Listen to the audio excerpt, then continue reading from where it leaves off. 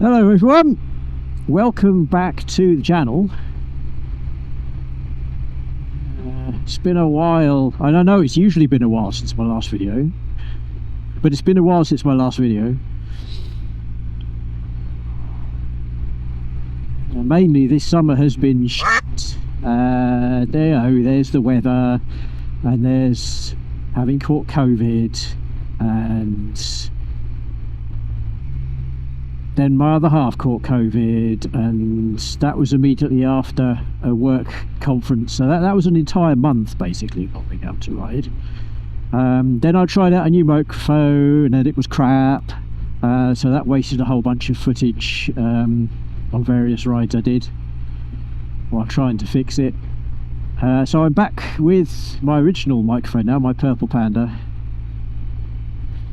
and hopefully I've now set up all the levels back on my audio equipment to suit it,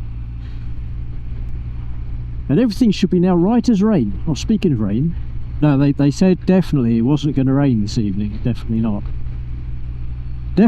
and that's part of the reason I'm out, because, you know, I'm a fair weather biker. I don't like riding in rain. I can do it, I have done it, I will do it if I absolutely have to, but usually I don't have to.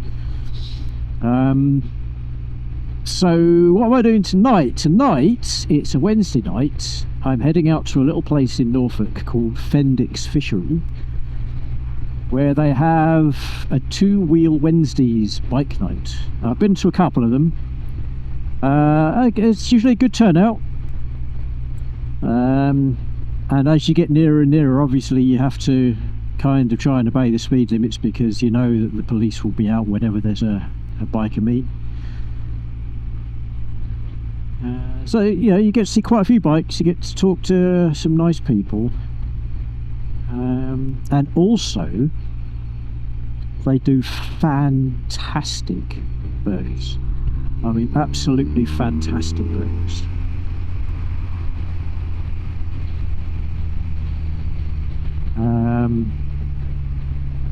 And usually when I have the double burger, I haven't got any room left for the chips. I mean, it's really thick and juicy and cheesy and just marvellous all round. So we're currently riding through Thetford Forest, which from my neck of the woods is on the way. It's about an hour's ride from where I live on the dual carriageways. So the dual carriageways around Cambridge, and then on the A14 and the A11.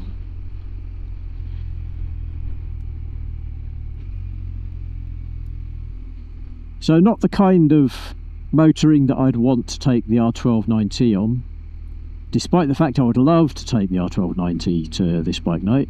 I've tried scoping out a different route, and we're talking Fen roads here, and that particular route up the A10 past Ely, past Littleport, horrendous now. It's bumpy as hell. Not worth it for a whole hour and a bit. So we're on the RT, just because it can munch the miles. And I'm going to have to go to the bike night and say, no, the RT is an interesting bike to talk about, honest.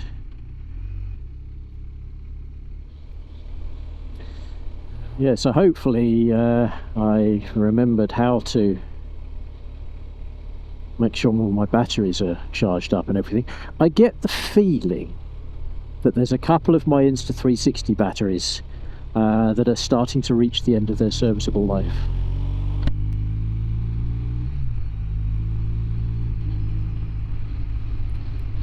And whenever I start swapping the batteries around in their little cases, I can never bloody remember which ones. So I end up putting in a battery that only lasts 20 minutes or something. I got to sort myself out, buy some new ones while I can. So yeah, one of the things I'm eager to try out and save a bit of money, well, spending money to save money, I guess, because this is the studio version of DaVinci Resolve, which I think when I bought it was 250 quid or something, and It has this machine learning upscaling technology, which I'm hoping will bring the Insta360 footage up to a more modern resolution. We will see how well that goes. Version 19 has just been released, which has even more and even faster AI tools. Not AI, machine learning. It's not AI. I don't care what the marketers say, it is not artificial intelligence. Yes, if I can get that tool to upscale the Insta360 X2 footage, then I don't need to buy a higher resolution camera. You know, if it works, I don't need to buy a higher resolution camera.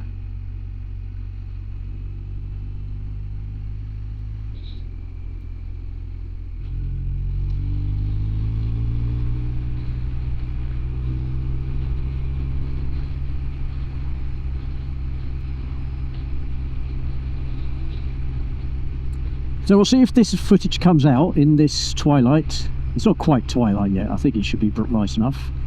We'll try and take some footage on my Canon camera of the bikes parked up at the venue. Then we will have a greasy, disgusting burger, which will mean I don't want to touch my camera kit again for the entire rest of the evening. This thing will be fine. This thing will cope with it for the journey back. Yeah, these could be some really nice roads. It's just that you really don't know necessarily where the coppers are, who the coppers are. So put the cruise control on at the speed limit. Just enjoy the comfortable seat. Not far to go now. Yeah, I guess the only downside about this venue is that the car park is very gravelly. I mean, it is entirely gravel, but there are bits of it that I think the gravel are quite deep. But, you know, we'll cope. And it's worth it for the burgers.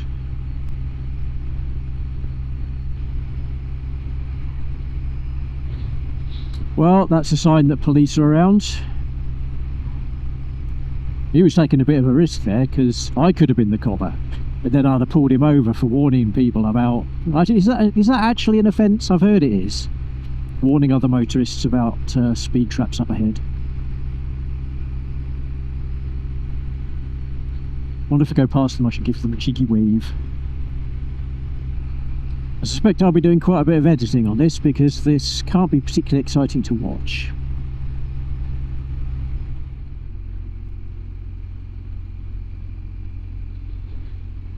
Is that them there, up on the right? I suspect a cheeky wave might be inappropriate. I don't think they're real coppers, are they?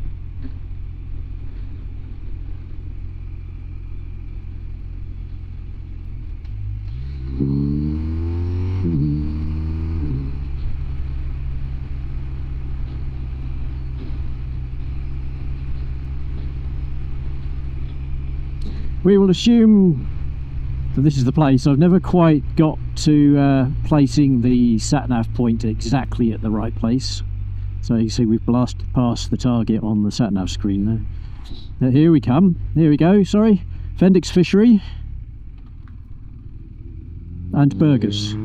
Fucking hell, he wasn't turning up here. There's a Honda following me all the way along, sports bike at the speed limit. Probably his wrist's killing him. Not wanting to overtake. It's just blasting past.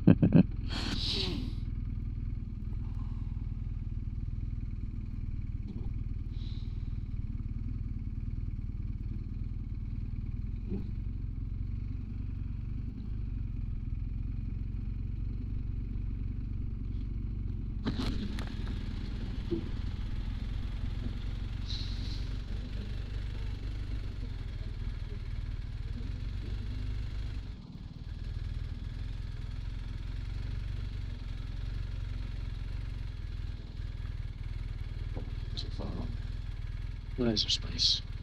Is it space? Yeah.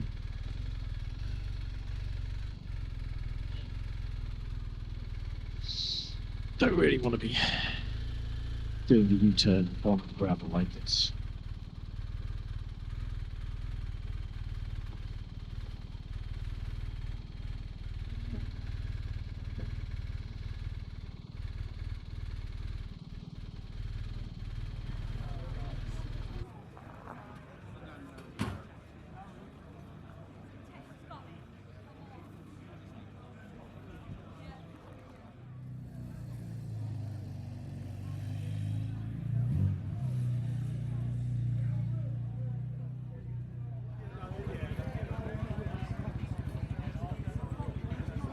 Well, that once again was an excellent burger. I only had the single one, so that I could actually fit a few chips in.